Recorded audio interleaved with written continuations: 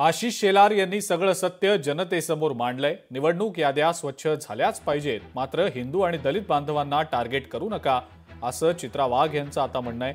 महाराष्ट्रात बुरख्या आडून लोकशाही सोबत खेळ चालणार नाही, असंही वक्तव्य चित्रा वाघ यांनी केलेलं आहे।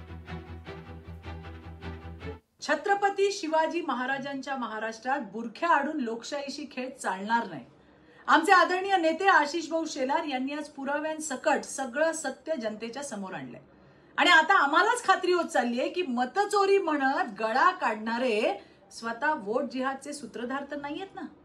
केवळ 31 विधानसभा मतदारसंघात मुस्लिम दुबार मतदारांची संख्या 2,25,791 इतकी आढळली। निवडणूक याद्या स्वच्छ झाल्याच पाहिजे, पण केवळ हिंदू आणि दलित बांधवांना टार्गेट करू नका। तुमच्या पुढच्या सादरीकरणामध्ये मुस्लिम नावे घेऊन ती काढण्याची मागणी करण्याची हिम्मत दाखवाल का? लोकशाही मराठी ऐका, पहा, जागरूक रहा।